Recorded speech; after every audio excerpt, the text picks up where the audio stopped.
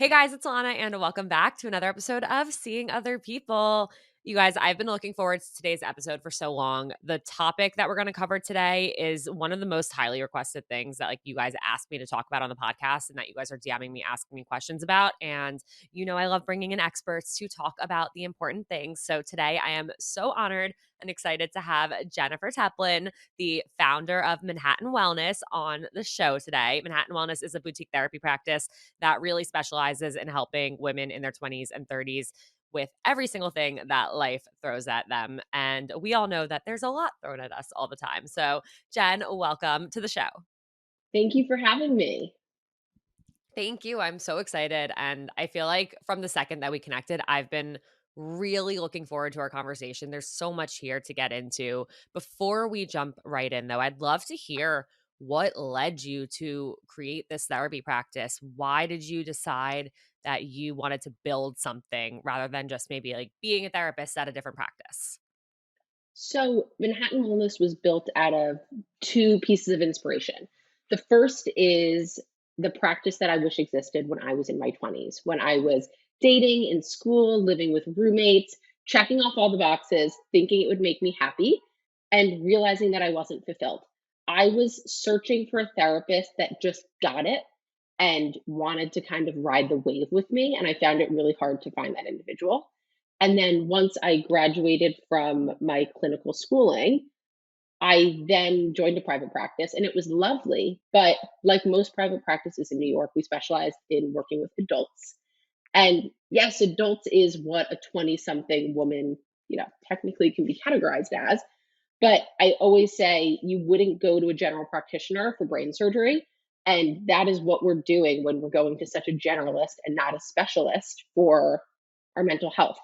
So I started to identify what are the key topics that I really liked talking about? What do I see constantly coming in? And then I really built the practice from that. And I'm not an athlete, but I always use this metaphor of if someone wanted to be really good at doing slam dunks, they would practice it and they would get their reps in.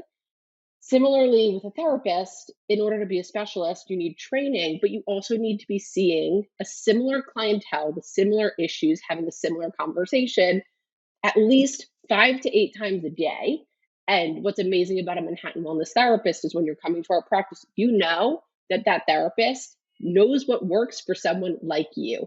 Yes, everyone's different, but our therapists have been through it. They've helped people through it, and they know what is beneficial and what actually gets you from point A to point B. I think therapy can sometimes feel very vague and you're not really sure what you're supposed to be doing, what you're supposed to be talking about, and there's no right answer. But when you go to a practice that can confidently help someone similar to yourself get to a place of happiness or satisfaction, there's sort of this gold stamp or this extra piece of confidence you have when you join us. And our therapists are just real, they're authentic, they just get it. And I'm really proud that I've created this space for the 20 something me and also the therapist in me. And it's really blossomed into a beautiful company that I'm really proud of. No, that really is so beautiful. And you really did find a hole in the system and something that was so needed. I remember when I was in my early 20s looking for a therapist to help me get through a really bad breakup. I had no idea where to search. I had no idea who to find. And I ended up working with like a 60-year-old man. And I appreciated that he could like offer a different perspective, but it definitely probably wasn't the best choice for me with where I was at and what I was going through. And I do sometimes wonder, like, had I found someone who was maybe like a woman in their 30s or 40s who really dealt with other girls my age going through breakups, like, would I have had a better experience? Yeah, or just a more connected experience. I don't believe that your therapist needs to experience everything you've experienced in order to help you. But I Right. think them seeing clients that have experienced similar things to you enables them to know what works, what doesn't work, what are the pitfalls, what are the challenges that this client may not be telling me about, but they may be experiencing. We all, So as true. therapists, have to be aware that there's more going on in your life than you're just sharing with me in the 45 minutes that we meet. And for a therapist to be able to check in about different things that might be going on that you may not realize are relevant to bring up, I think is really helpful in guiding someone through the process and also reinforces that they just know what the heck you're talking about. Absolutely. You mentioned the concept of happiness, and I definitely want to get in that. I know you kind of said you were checking off all the boxes and you kept thinking, like, this will make me happy, or if I do this, if I follow that path, I will be happy, but you weren't feeling that way. I think that's something that everyone listening to this right now can relate to. And I would love to get into that, this like almost expectation versus reality of what our 20s and our 30s are supposed to be about and what happiness really is and how to achieve that. Absolutely. And I think so often we think, let me check off these boxes, or someone has told me, and this phrase gets me every time, you're fill in the blank. It's the best time of your life. Biggest eye roll. Yeah. And I think if you're confident, you can kind of roll your eyes and be like, uh huh, totally. But for a lot of people, they hear that and they believe that's the truth.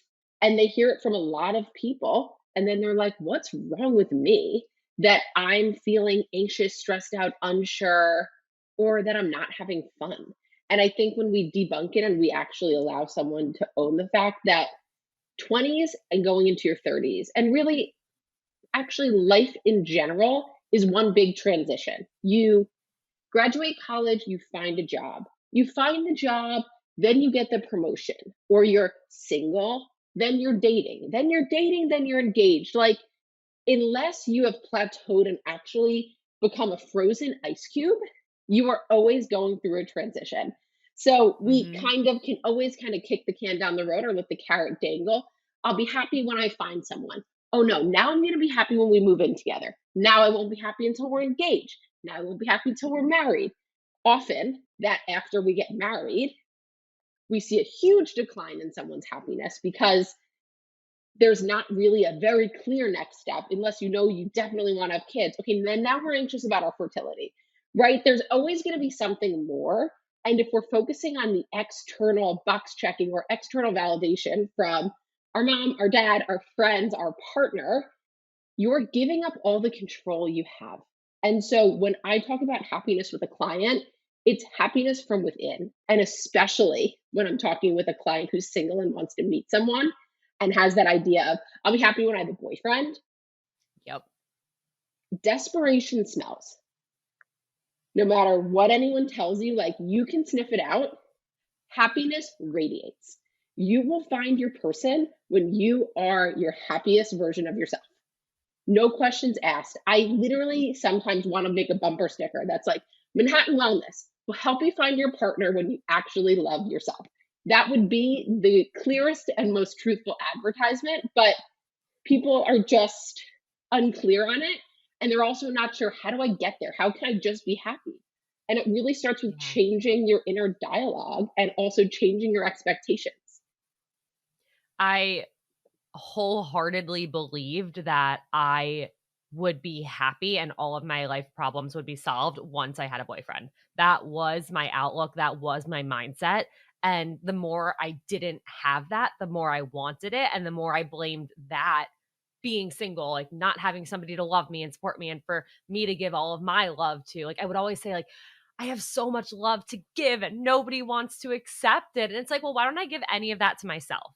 Because all I'm doing is being mean to myself every single day. You're 100% right. And I do want to put an asterisk on everything that I'm saying. If you find the right partner, life is more colorful when you're partnered and you can grow a life with someone. I am not naive and saying your life won't feel any different when you find your partner. It's really, companionship is human nature. It is natural to yearn and want that. But the reality is we have to be happy within ourselves. And I find so often with our single clients, they don't know the differentiation between being alone and being lonely. You can be alone and not be lonely if you prioritize and enjoy yourself. And for anyone who's listening who's like, great theory, how do I actually do it? My easiest tip, and I swear to you, do this for a month and it will change your life, is to actually carve out time for time with yourself. Don't just spend time with yourself when all your friends are busy. Decide Friday night, I'm doing this alone and actually plan for it and enjoy it. Because so often when we're single, or even when you're partnered and living with your partner, we start to get uncomfortable in those times that we don't have plans and we start to feel lonely rather than just being alone. Like being alone is a fact, being lonely is a feeling. And I think the happy person and the a person that's an attractor is satisfied just being present with themselves. I think what's so important there is that you said, like, make the choice that you're gonna spend Friday on your own with yourself. I feel like so many of us feel like we want to be invited, we wanna be included. We don't actually wanna go. We just wanna know that someone wants to spend time with us. But if we say, like, "Oh, no, Friday night is, like, my self-care night. I'm gonna order in, I'm gonna pick out this movie that I've been wanting to watch, and, like, I'm looking forward to that," then if someone does invite you to something, you're like, actually, I'm already excited about this plan that I have. Like, I was really looking forward to spending the night on my own, and I'm going to do that. Or if you don't end up, finding someone to go on a date with that Friday, that doesn't matter because you didn't want to anyway, because you already had this plan. And so I think that is so important rather than, I think so many of the nights we spend on our own, it's because we don't have another option and we're And it not makes it choosing negative. ourselves. Yes. You have to It choose yourself. 100%. And there is a book that I love and I make every therapist who joins my practice read. It's called Setting the Table by Danny Meyer. It's Yes. 100% a book about hospitality. Yeah. But I every single theory can be applied to therapy, whether Danny Myers realized it or not. And one of the best things he talks about is the biggest compliment to a restaurant is a solo diner because they've chosen to spend their night with the restaurant. And I always say, like, staying in with yourself is totally cool. The real power move, though, is like going to Sugarfish with your favorite podcast and treating yourself to that meal. Don't wait for the boyfriend. Don't wait for the invite to go anywhere that you want to go. Like Perry Ollie on a Friday night with a dirty martini and an audiobook is one of my darkest fantasies. And I just hope that people can start to realize you don't need to wait for someone to give you permission to do what you want to do. Yeah, I think I remember having, like, a list of things that the second I get a boyfriend, like, these are the restaurants I wanna go to, these are the activities I wanna do, or like, "Oh, I wanna go ice skating Rockefeller Center during the holidays," like, I can't do that by myself or with friends, like, yes, I can. I absolutely can. You shouldn't, especially if you're, like, living somewhere that you might not be in forever, you shouldn't spend that time wishing you had someone to do things with. You do. You have yourself, you have other people in your life. It doesn't need to be a romantic date. It can still be so incredible. For the record, also, you're speaking my language with Sugarfish, which is like my favorite restaurant in the world. And my fiance, Jake, works in hospitality. So I have that book. And there was one night where I picked it up and started reading it. And he was like, "Are you reading Setting the Table?" I'm like, "Yeah, I can't, like, sleep. I'm just reading it." And I didn't get all the way through it. I probably should pick it back up, but, it's so funny how you're right, it can relate to so much else besides hospitality. I'm so happy that's the book you picked up. The second half is much better than the first, but there's another I'll concept get from there. it that's exactly what you're talking about, and it's who made the rule that. So he used this phrasing. Did you get to that part? No, but, like, that Oh, but you concept, did. yes, I'm like, love. you got further in the book than you thought. Like, no, I I got, like, think, 20 pages in. oh, that's the first chapter. Honestly, you could skip it. But his idea is whenever he's creating something, he says, who made the rule that fill in the blank? So for him, it was who made the rule that a barbecue restaurant couldn't be white napkin? And I thought that was such a great juxtaposition. I never went to Blue Smoke. It's not for me, but cool idea. And what you were just saying is exactly what he's talking about and exactly what we talked about in our sessions. Who made the rule that you can't go to Rock Center and go ice skating until you have a partner? We put all of these unspoken and really unconscious, like you probably at the time weren't saying to yourself, I'm not allowed to blah, blah, blah, right? But it's Mhm. what you were telling yourself. And I think the voice in our head is so strong. And if we can become aware of what are all of these silly rules I've put in place that are keeping me small, and if we Yeah. start to challenge them and actually give ourselves permission to shine, life would feel so much better. I think, especially for young women, the idea of taking up presence and being seen is bossy. It's negative. I, growing up, was always told, you're bossy, you're abrasive. It's like, no, no, you just didn't realize I was going to be the future boss of a 20-person company. That was your mistake Mhm. for not recognizing it. I forgive you. But all of those skills were started young. And I don't know how I didn't get rattled by hearing that, but I honed the skills, I grew the skills. I now have an almost 2-year-old daughter who literally places my husband and I at the table for dinner. And in my head, I'm like, yes, girl, Yes. you know what you're doing. This is your future training. Yep. But I love that. young women are just taught not to shine. And if we give ourselves permission to like glow so bright that someone needs to put on sunglasses, we would thrive. Yeah, absolutely. It's so funny thinking about the things that I like held myself back from doing. One thing that I think actually helped me, and this was before I met Jake, I when I worked at Hinge, they did this like employee benefit called a date stipend. And every month, every person at the company would get $200 to go on a date. And it didn't have to be a date with somebody from Hinge. It didn't have to be a date with a partner. It could Mhm. be a date with yourself. It could be a date with a friend, a family member, a cousin, like whoever it was. And it it encouraged me to do so many fun and different things that I never would have done on my own, that I never would have done without having a partner. I went jet skiing in the Hudson River. I went to the Central Park Zoo. I went on a burger crawl. Like there were so many things that I just never would have thought to do had I not been like encouraged to go do something really fun with anyone else in my life. Totally. And what Hinge was doing was giving you permission that you were not giving Mhm. yourself.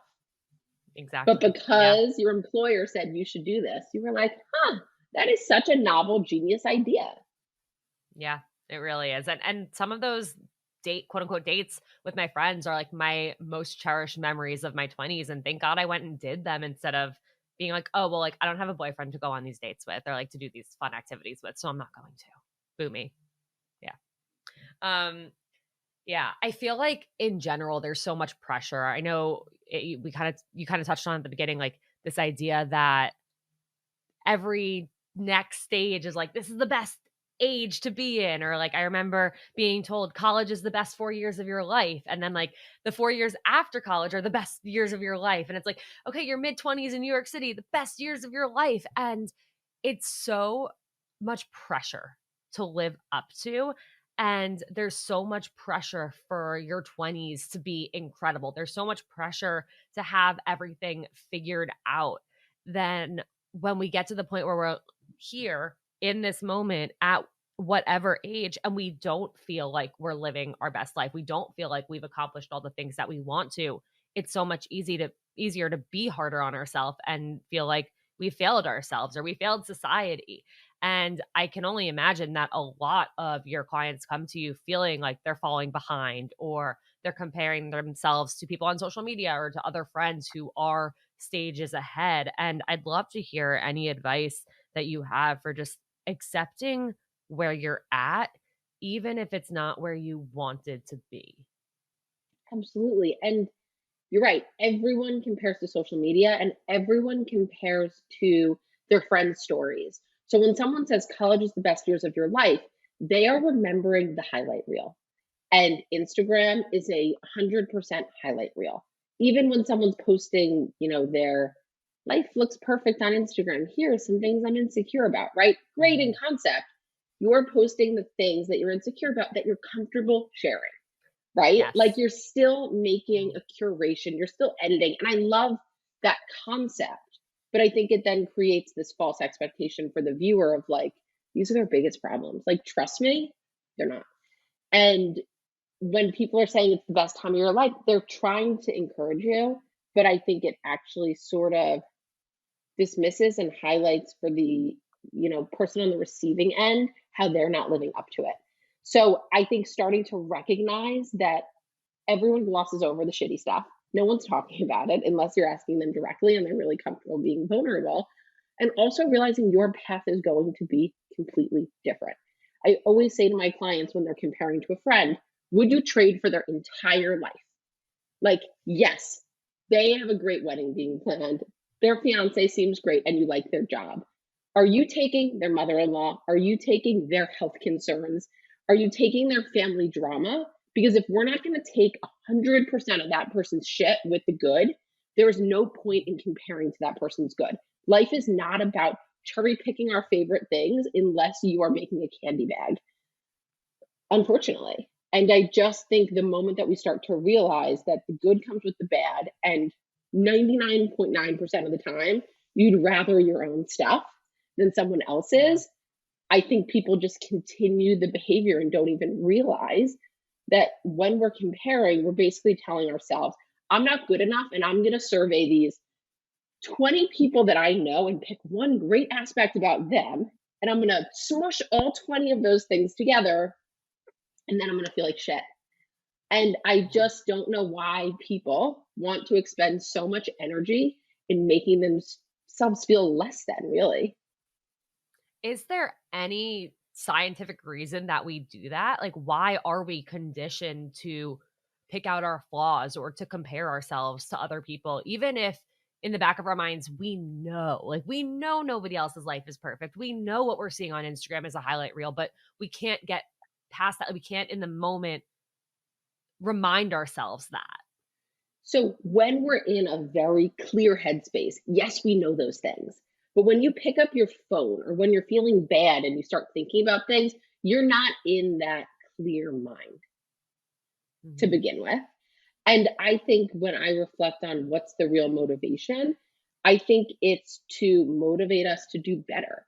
If I call out all the things that I'm not doing as good as you, it's going to motivate me to want to be better. Or if I call out my flaws to you, it's going to protect me because I already know them. You can't tell me or know anything that I'm unaware of, so you can't take me by surprise. And the truth is, humans are innately motivated. And also, we're much more motivated by positive reinforcement and positive statements towards us rather than negative. If you would a coach say to you, you know, you're doing great, but I'd love you to try X, Y, or Z versus, hey, you suck.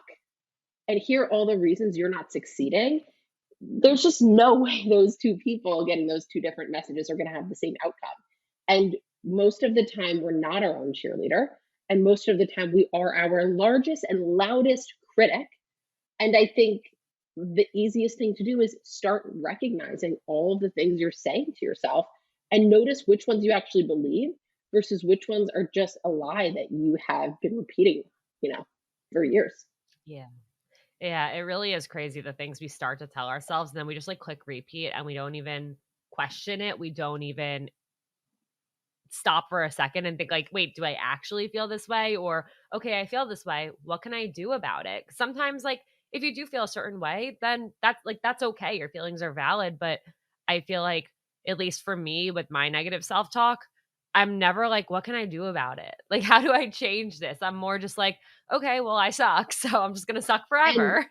it starts out as opinion, right? But then it becomes a fact, Thoughts right? become Like if things. you repeat it enough, it is a hard, cold fact at this point. That's so much harder to challenge. And I think so many people don't take the time to recognize the narrative they're telling themselves. It's just sort of like this reel playing in the back of your mind. So as you're going through things, you're also remembering all of the times you did bad. So when we have a bad thing happen to us, I cannot tell you the scientific reason, but this is true fact. We go to this bucket of all the other times we've sucked and start going through it just to reinforce the fact that we suck. And Mhm. when we have something good happen, rarely are we like, I know I'm the shit because here are all the other times I have fucking killed it. And it's Yeah. just this always, heavy weighted scale towards the negative that I just think starts to chip away at self esteem. It chips away at confidence. And that's what chips away at our overall happiness. It's making a choice Yeah. every day to be our best friend. It's making a choice every day to be curious if there's a better way to see ourselves or a softer way or a more encouraging way.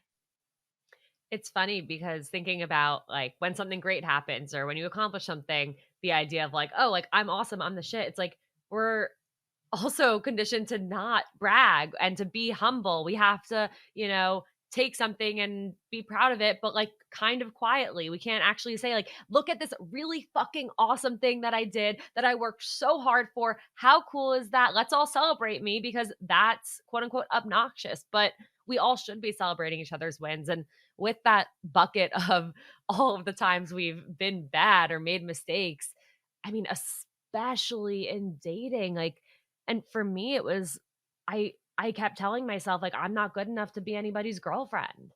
I'm not good enough for anybody to actually want to date me. That's what seemed to happen over and over and over. And so when it would happen again, it was like, yep, there we go again. Like a great guy who likes me but doesn't want to date me, doesn't want anything serious. Like, I guess I'm just never going to be worthy of love. Totally. And there's two things that come to mind for me as you say that. One is being so focused on that person wanting us that we don't even reflect if we want to be with them. Yep, correct. Truly, I have so many clients that come in and say, I live with my boyfriend, we're about to get engaged, and I realize that I just prefer not being alone, but I don't actually know that he's the one. And that's a horrible space to be in and really hard to get yourself out of. Although we do support everyone in making the move because guess what? A breakup is easier than a divorce.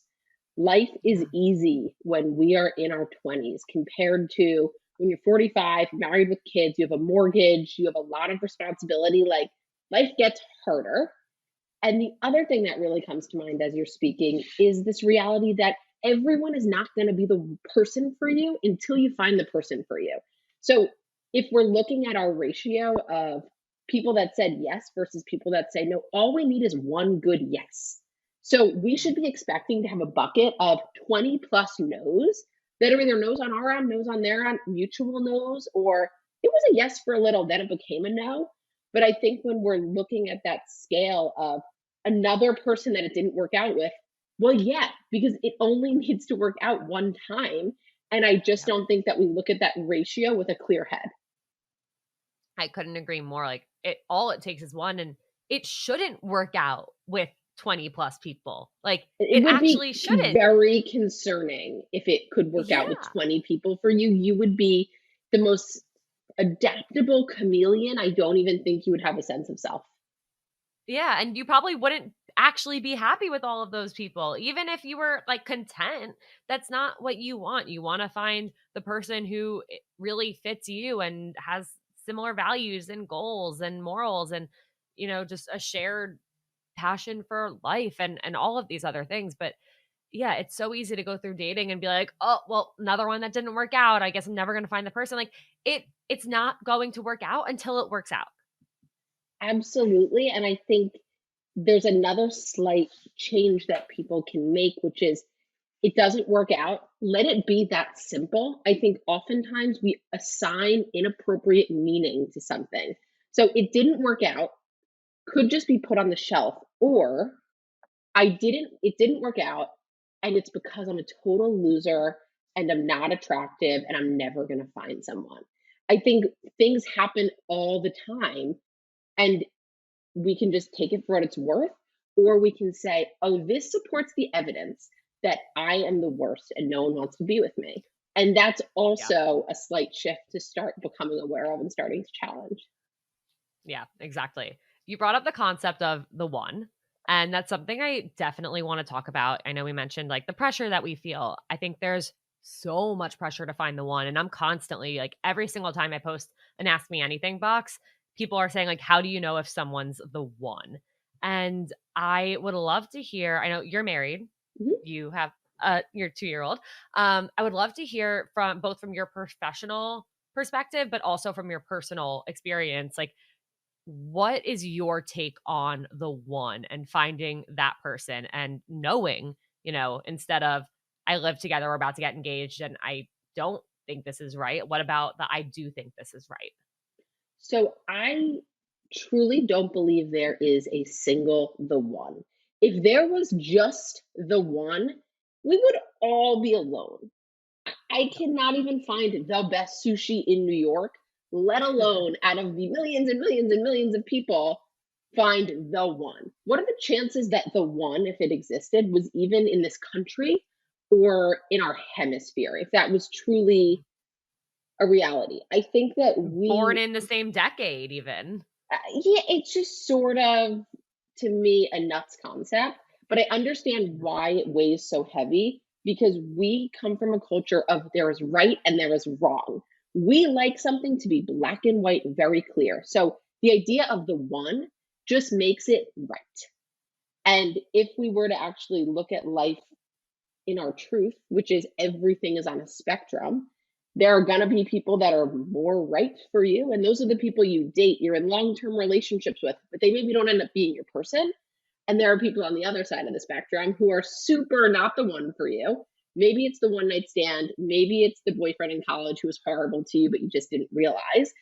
And when we start to play on this pendulum and this spectrum, we can kind of release the idea of the one. And I really encourage our clients to start looking at our needs and our values and our priorities, which, by the way, are going to change throughout your life. So when I'm 25, which is when I met my husband, my values were the same, but my priorities and my needs are different than where I am in my 30s right now.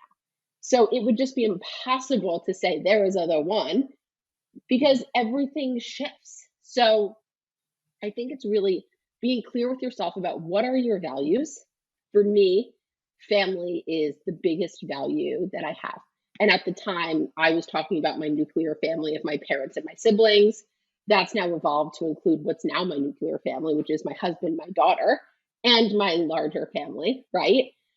Amongst other things. And I think so often people start, and especially with the world of apps that we live in, you can't really figure out people's values based on what the apps are showing us. So you have to get a little creative.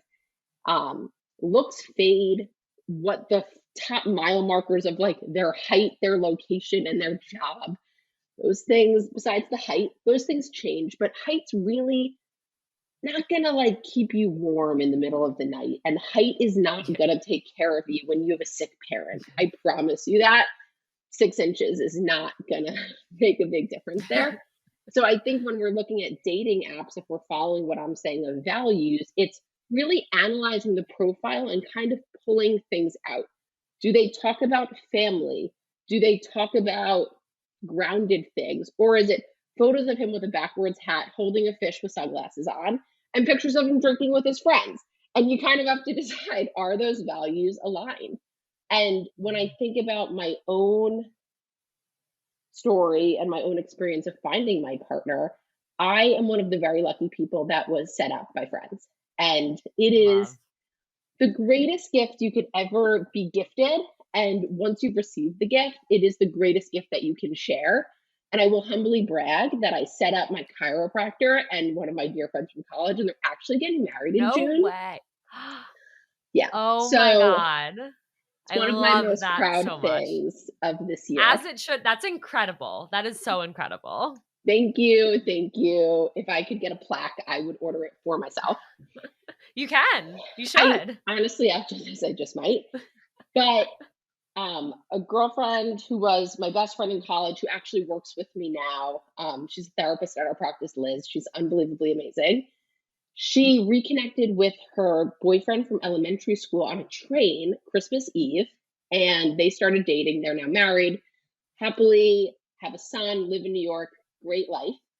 And her now husband was dear friends with my husband in college. So they set us up, you know, it worked out beautifully. And I am the luckiest person in the entire world. With that said, if I had been swiping on an app, my husband would not have even come up on my search parameters at the time. I would have been living in New York. I would have wanted someone living in New York. He was living in Long Island.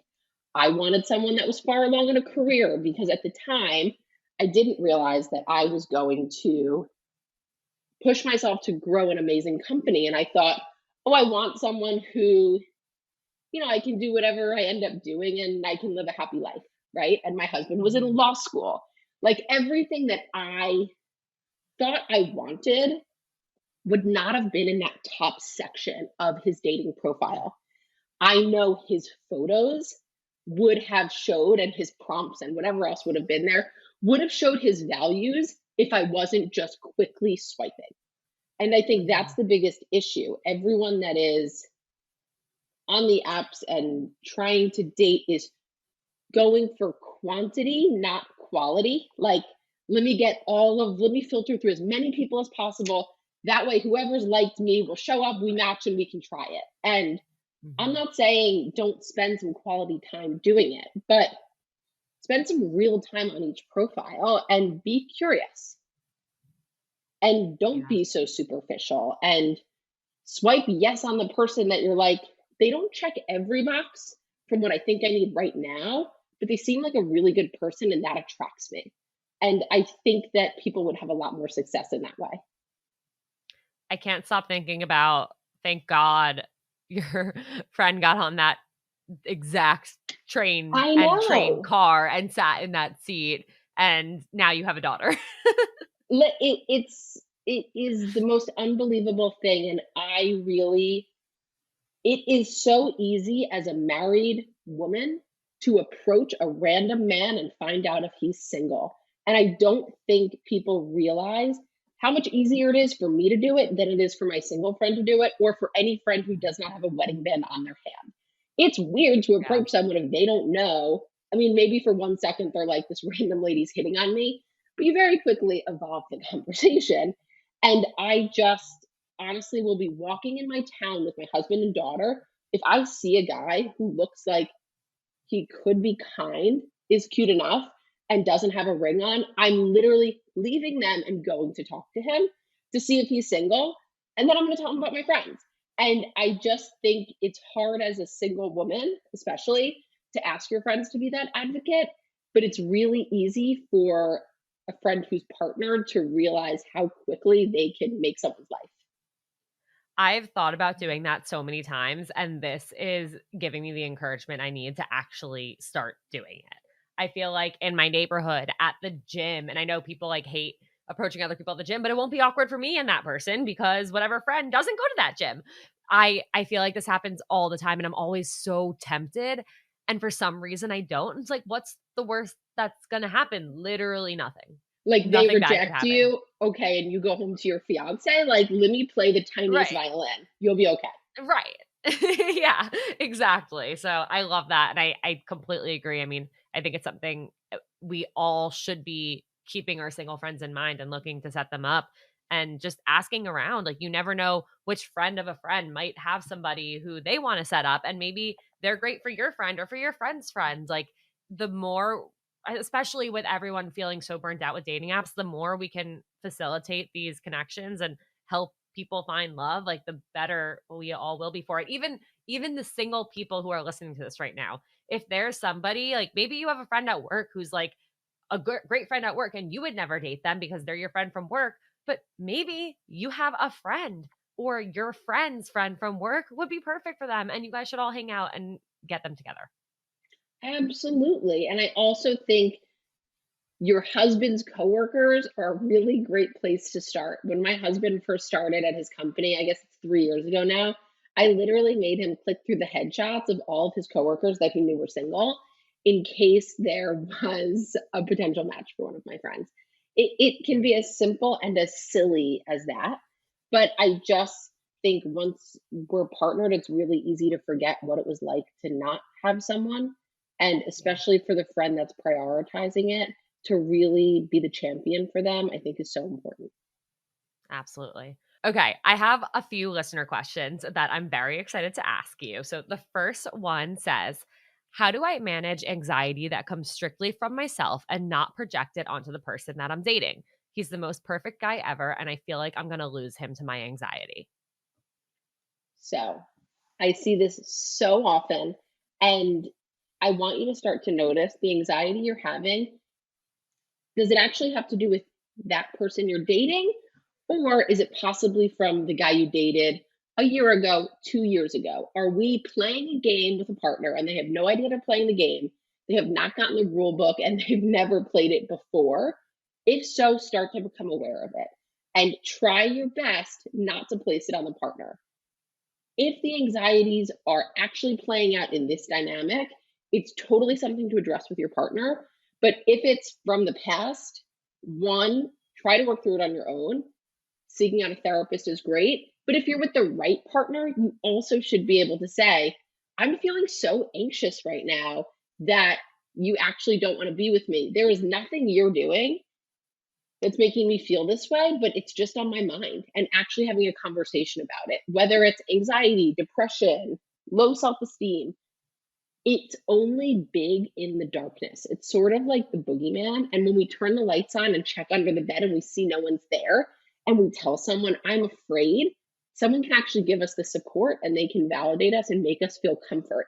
But it's that boogeyman in the closet, the anxiety under the bed that I'm just pretending isn't there, but I literally can't sleep, that grows so much larger. Yeah.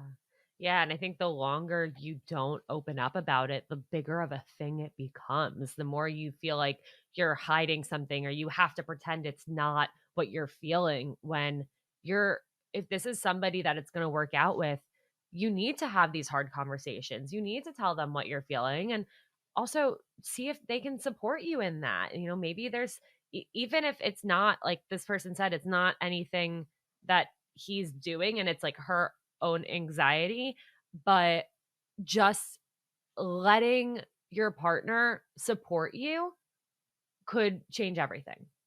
Absolutely. And I also think there are really easy kind of tips and tricks, and I want to share one right now. Take out a piece of paper and identify the worst case scenario, the best case scenario, and the most likely scenario.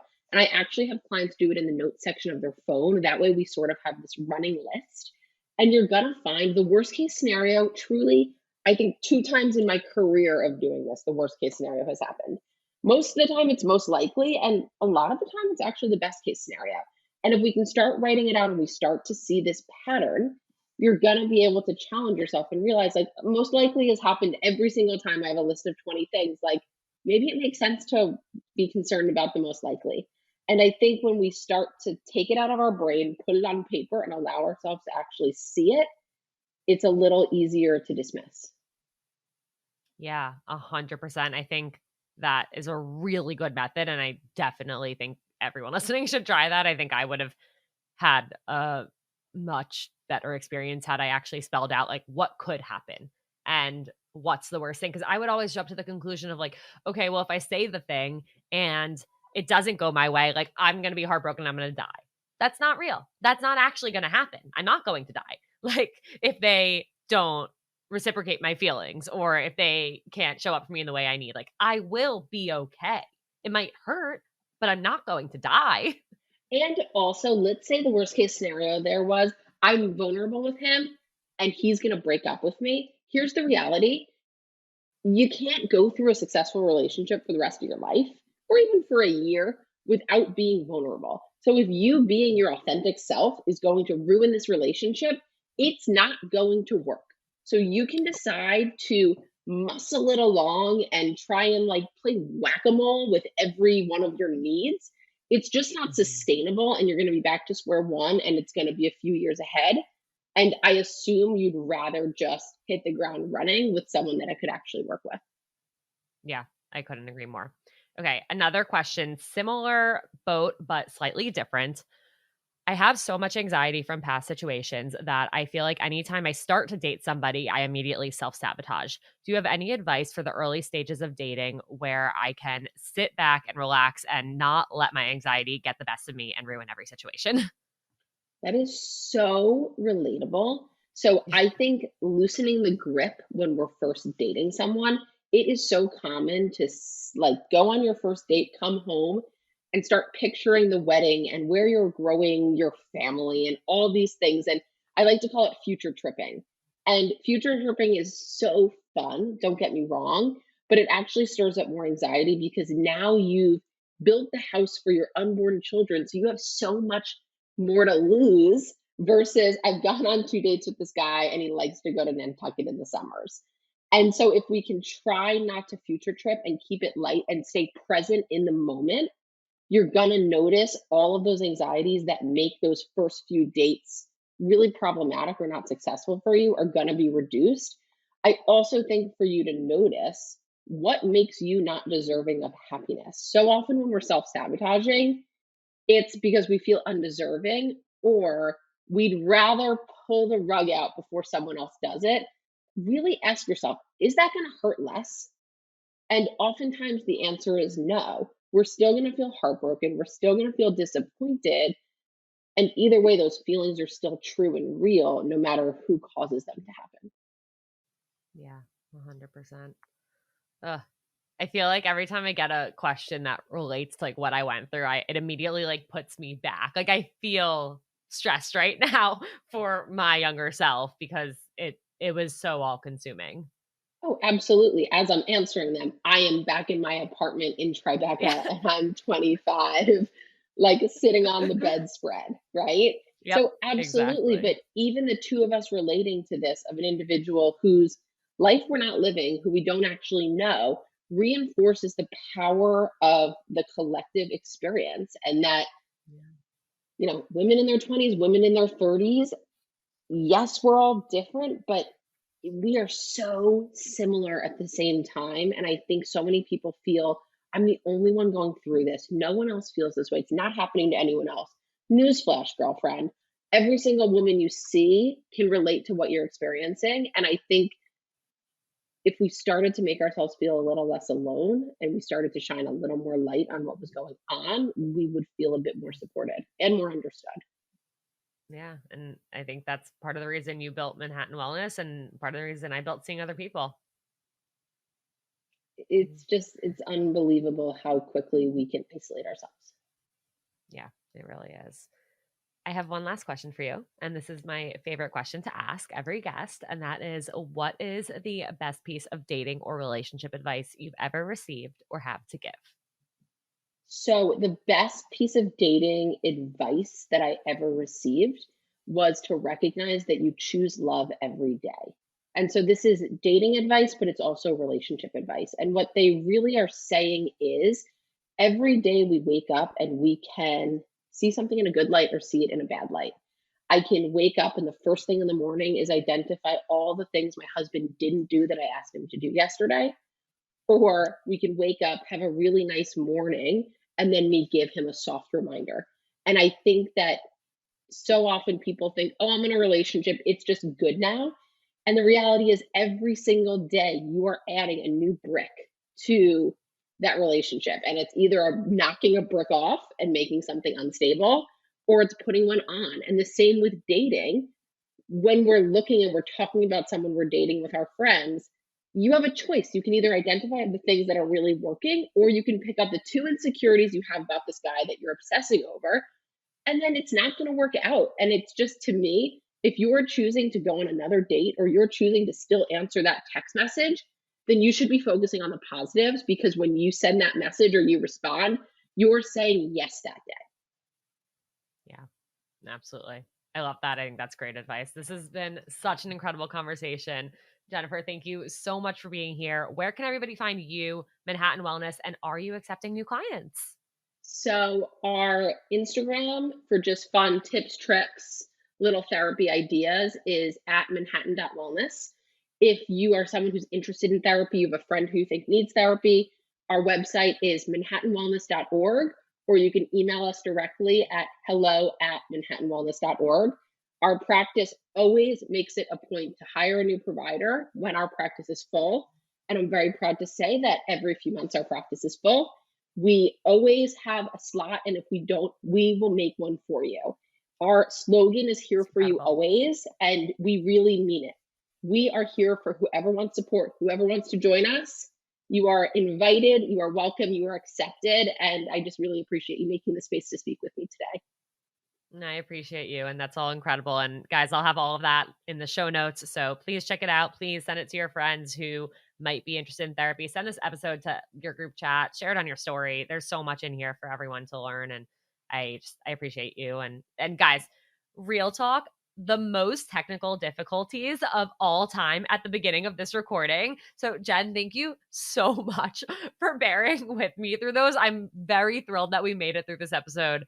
And for that in itself, guys, check out Manhattan Wellness, leave a 5-star rating and review, and I'll see you guys next time.